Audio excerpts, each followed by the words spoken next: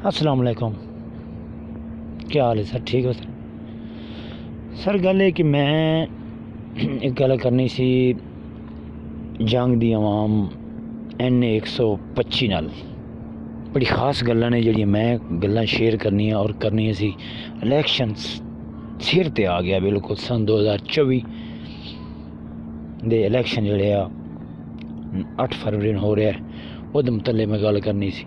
मैं ये कहना कि साडे ਜਿਹੜੇ ਲੀਡਰ ਆ ਇਸ ਟਾਈਮ ਸਾਡੇ ਮੁਲਕ ਨੂੰ ਸਾਡੇ ਜ਼ਿਲ੍ਹੇ ਜੰਗ ਦੇ ਵਿੱਚ ਜਿਹੜੇ ਸਾਡੇ ਹਲਕੇ 125 ਦੇ ਵਿੱਚ ਇਤਵਾਰ ਨੇ, ਆਜ਼ਾਦ ਵੀ ਆ, ਨੂਨ ਲੀਗ ਦੇ ਵੀ ਆ, PTI ਦੇ ਵੀ ਆ, ਉਹਨਾਂ ਨਾਲ ਗੁਜ਼ਾਰਿਸ਼, ਆਵਾਮ ਨਾਲ ਮੇਰੀ ਗੁਜ਼ਾਰਿਸ਼ ਹੈ ਕਿ ਉਹ ਹਰ ਇਲੈਕਸ਼ਨ 'ਤੇ ਵੋਟ ਲੈਂਦੇ ਆ ਸਾਡੇ ਕੋਲੋਂ।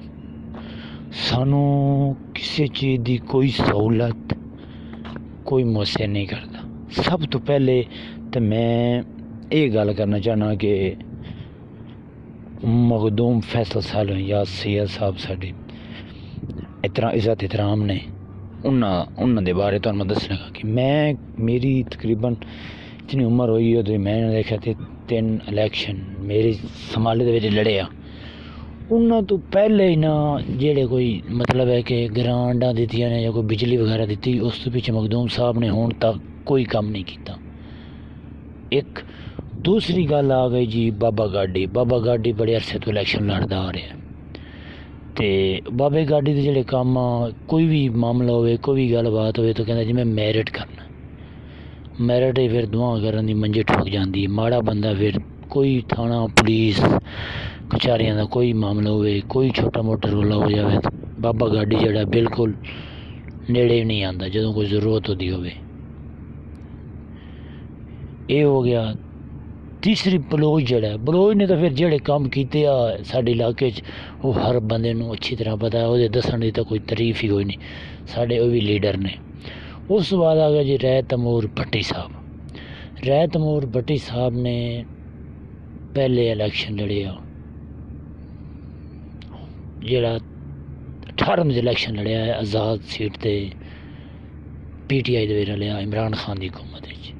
और उस बंदे ने भुख मार दी काम की, इतनी उस काम की भुख मार दी कि सारे बंदे अच्छी तरह पता है।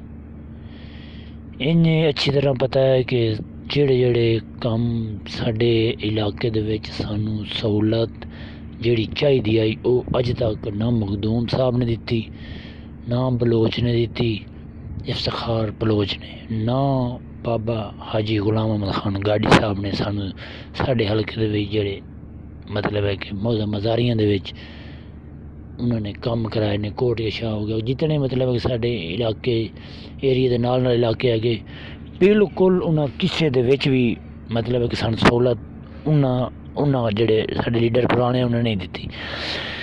ये आए ने तो इन्होंने अलहमदुलिल्लाह बड़ी सहूलत साडे वास्ते की है। एक तो इमरान खान आए ने, उन्होंने आख्या कि तुसी कम ACDC दे जिम्मे ला के उन्होंने जिले के काम करवाया। MP MNA आख्या कि तुसी मेहरबानी करो जो लुट मार तुसी खाधी है खा लीए।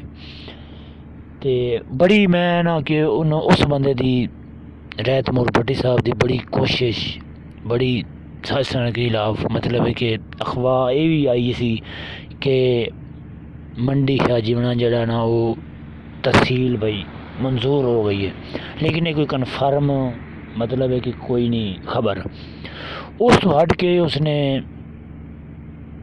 अगर मंडी शाह जीवना निकलते सी आपां ते शाह जीवने अगर जाते सी साढ़े वास्ते शाह मखदूम फैसल साहब या इज़्ज़त एहतराम ने उन्होंने रोड टुटे हुए सी।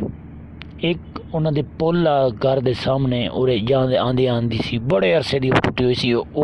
कदी उन्होंने नहीं गौर किया कि यार दरम्यान दे विचों आवाम आंदी जाती है हर साल बाद और सांदा शाह जीवना करोड़िया सरकार का भाई मैं ये बनवा दूँ, उस अज तक वो नहीं बनवाई, वो उसने बनाती। फिर वड्डे दसेरी रत्ता मतलब ये जो मतलब कि रोड सी फैसलाबाद में जाते सी, लालियाँ चिनोट नूं बाणा नूं, ये सारे टुटे फुटे सी। कोई उस बंदे ने इन्होंने नहीं आया ख्याल कि असीं कर लईए।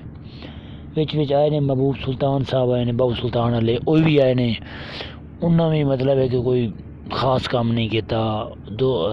200 मन लाली आया, मतलब उन्हें काम नहीं कोई अच्छे किए। साढ़े को जो सोलंग इस टाइम पुराने लगे पे ने, वो लवाए सी पप्पू शाह ते उस तो बाद महरूम असगर अली शाह कोठी शाह वाले ये नाज़िम बने सी, ते इन्होंने सोलंग लवाए सी जेड़े साढ़े इस टाइम है पुराना मज़ारियाँ तो मतलब है कि हैदरा टच करता पिया। तो जो खेलियां खूलियां जी बनिया सी ये उदों उन्हें पहले दौर ही बनाए सी, बड़े पुराने दौर छोटे छोटे असी आते सी उदों बनाए सी उन्हें। उस तो बाद कोई मतलब कि तरक्याती काम जितने भी होने कुछ लैंड बिजली आन लगियां ने खंबे, तो जो दोस्त लाली ने दिते आ उन्होंने लवाया, मतलब कि उन्होंने बिजली दी है। उस तो बाद अगर देखो मैं जी मेरे पॉइंट की गल जी मेन मैं पॉइंट की गल कर रहा, मैं ये नहीं कह रहा तू किसी ना वोट दियो, तुसी वोट दियो फैसल नूं दियो। दूसरे उस तो बाद बाबे गार्डन दियो जेड़े मतलब है कि खोखर आ उन्होंने दियो, ये राय तमूर भट्टी साहब नूं दियो। लेकिन है कि तुसी उस बंदे नूं चुनो जेड़ा बंदा तरक्याती काम कर रहा है, जिहदी काम की कारकरदगी है जी तुहाडे काम नज़र आ रही है। कि देखो कि हुण राय तमूर भट्टी साहब ने जी साड़ी गरीबा बंदे वास्ते सहूलत कोड़े शाह दे हस्पताल उस अपग्रेड कराया है। 1034 की कॉल करो, जोड़ा ही मसला है तुहानूं वो चुकणगे, अगर उन्होंने मुताबिक दी रेंज दे विच इलाज है तो वो करनगे। उस तो बाद अगर उन्होंने रेंज दे विच इलाज नहीं है तो फिर वो तुहानूं रैफर करेंगे, लैके जाणगे, छड्ड आउणगे सिविल हॉस्पिटल दे विच, तुहानूं दाखल करवा के आवणगे।